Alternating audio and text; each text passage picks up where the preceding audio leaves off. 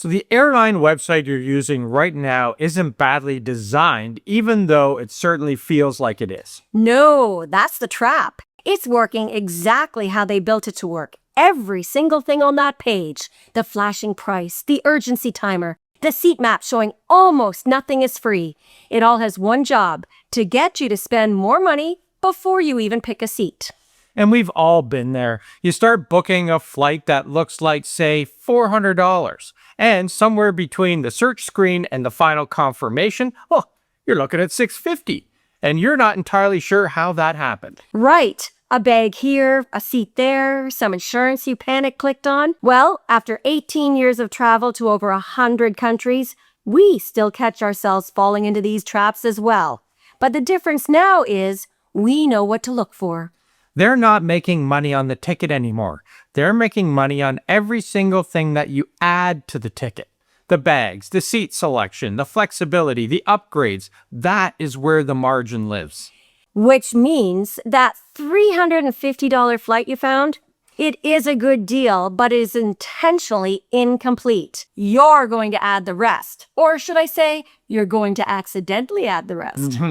So today, we're breaking this into booking illusions, hidden flight traps, the checkout fog, and finally, the mistakes that cost you money at the airport after you thought everything was handled. That last section is where even experienced travelers get caught. So stay with us. But let's start from the beginning. Trap 1 is comparing flights by airline logos. Because in today's world, there's very little reason for the average traveler to be blindly loyal to one airline. Loyalty programs have been shifting towards rewarding high spending and using co-branded credit cards. Some airlines, they're making status harder to earn through ordinary flying, and they're charging more points for reward tickets. Yeah, the old idea was that you stayed loyal, you collected miles, and eventually earned a great free trip. Today, the airline can change how many points you earn, how many you need, and which seats are also available for redemption.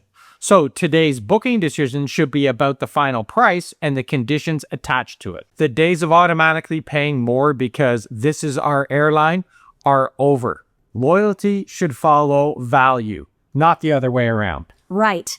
Now let's talk about basic economy. That's the trap, and it's buying it because it's the lowest number on the screen. But that can be a huge mistake. Yeah, look, it can work for a short flight. If you only need one small personal item and you don't care where you sit and your plans won't change, fine. Go ahead, buy it. But the trap is buying it by accident because the site shows you the lowest number first and you're in booking mode and you just want to finish. Yeah, you click through before reading what the fare actually includes. Hey, you saved $40 on the ticket, but now you spent $85 adding the carry-on that you needed anyway. So before you book basic economy, price out the next tier up. Sometimes standard is $70 more, but it includes the bag and a seat. So don't just buy the number, do the math to see which works best for you. And check the seat rules before you choose basic economy as well. If you need to sit together or require an aisle for comfort or mobility, or you're traveling with children, add that cost before comparing fares. Do not let a scary seat map push you into paying automatically, but do not pretend that seat selection has no value when it does genuinely matter. Now, the next trap is to understand the fare buckets. Airlines, they don't sell every economy seat at the same price. They release seats in different pricing tiers. And when the cheapest tier sells out, well, the price jumps, even if the plane still has plenty of empty seats. That's why the same flight can be $480 in the morning and $620 in the afternoon. The plane didn't suddenly fill up. The cheapest fare class just disappeared. And once that happens, refreshing the page, it usually not going to bring it back. And that's your cue to start over and compare again. Check other airlines, check near departure times, and even nearby airports if the route allows it. Also check the flights immediately before and after it. Search nearby dates and compare the next fare level up. Sometimes the next fare family includes a bag, seat selection, or flexibility that makes it a better deal than the stripped down fare that you were chasing. Great point. So another pricing trap is assuming that the airline's default round-trip search is automatically the cheapest way to look. It isn't always, because sometimes 2 one-way tickets can cost less. Sometimes a multi-city ticket is better, and sometimes flying into one airport and then flying home from another saves both money and backtracking. So say you're traveling through Europe. Flying into Paris and home from Rome may be cheaper than booking a return ticket to Paris and then paying to get all the way back there. The fare may be similar, but once you add trains, hotels, and an extra travel day, then the open jaw ticket can actually save you a lot of money. So before you buy an expensive international round-trip flight, run the trip 3 ways. Round trip, 2 one-way tickets, and a multi-city ticket. Also compare different airlines in each direction. One airline may be cheapest outbound, while another has the better return flight. The goal is not to game the airline. It's to stop letting the airline's default search box decide how your entire trip has to work and what it costs. Exactly. Now the next trap is the mixed cabin ticket. You think you've found premium economy or business class at a surprisingly reasonable price. But the big cabin label can apply to only one segment of the itinerary. We have come dangerously close ourselves to booking these several times because the search results make it look like the entire journey is upgraded. Yeah, and then you expand the details and discover that the 40-minute connecting flight is in premium economy, while the 8-hour overnight flight is still in regular economy. And that's why you need to check the cabin beside every individual leg before paying. The upgrade should be on the flight where you'll actually benefit from it, not on the short trip where they barely have time to close the doors before landing again. The rule is simple. Never trust the large premium economy or business class banner at the top of the page.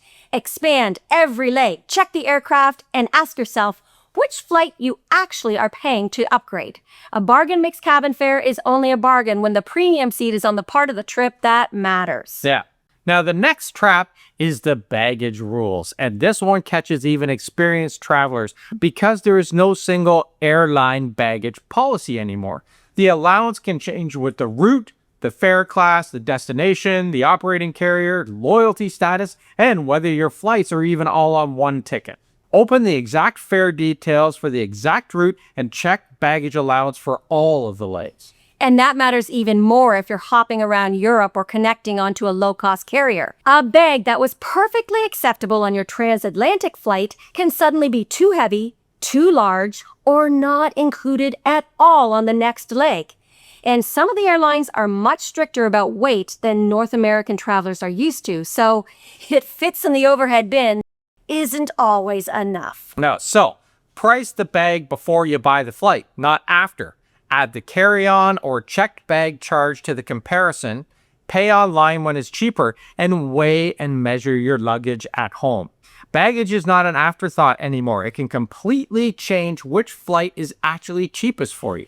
Now let's go into the self-transfer trap because this might be the most expensive mistake on the list because the itinerary can look like one normal booking even though behind the scenes it's actually 2 separate tickets stitched together. So look for warnings such as self-transfer or separate tickets or collect and recheck baggage or even airport change. The important part is that the 2 airlines do not see your flights as one protected itinerary. And then if the first flight is late and you miss the second, that airline may treat you as a no-show. You could lose the remaining flights on that reservation and have to buy a brand new ticket at the last-minute price. You may also need to collect your bags, clear immigration, change terminals or airports, check in again, and pass through security.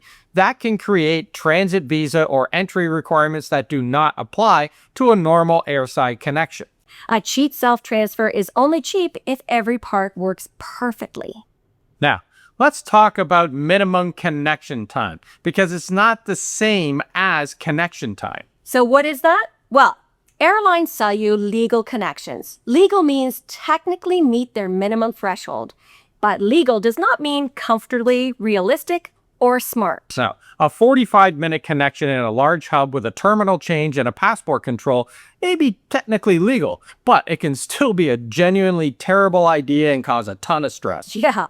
During peak travel periods, airports are crowded and one small delay can wipe out a tight connection. Listen, more time at the airport is better than missing your next flight or that dream cruise in the Greek islands. Okay, Let's talk about third-party booking sites for a minute. We use them, and they're genuinely good for searching and comparing. But buying through them, well, there's some trade-offs. Yeah, the price can look better. Sometimes it is better, but you might be buying a stripped-down fare or separate self-transfer tickets or a booking with service fees that close the price gap really fast. Yeah, so the bigger issue is what happens when something goes wrong.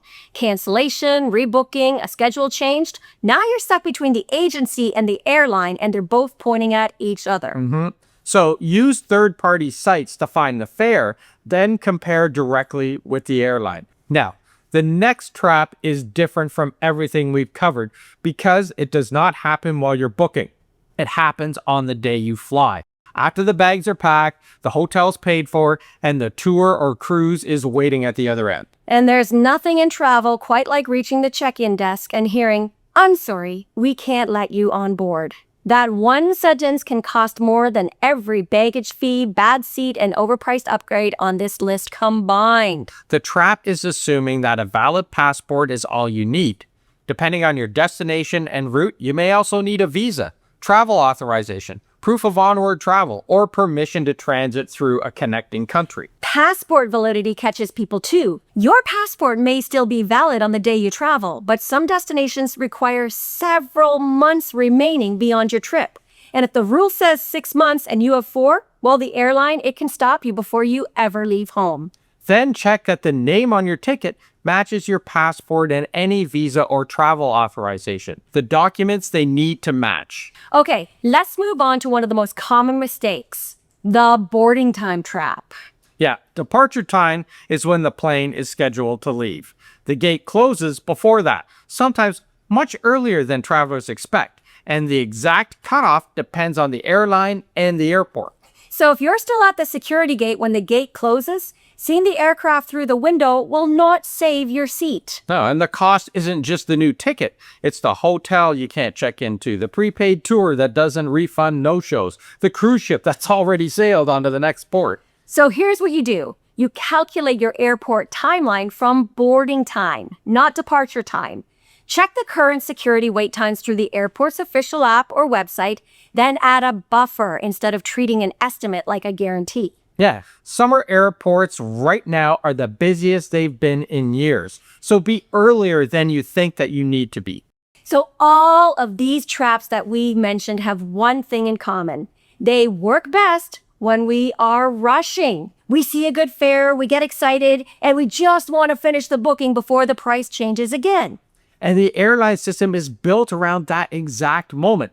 The lowest number gets your attention, the warnings create urgency, and the real cost slowly appears after you've already decided to buy. So the best defense is not some secret booking hack. It's slowing down long enough to compare the complete trip. Check the fare conditions, the operating airline, and every cabin and connection.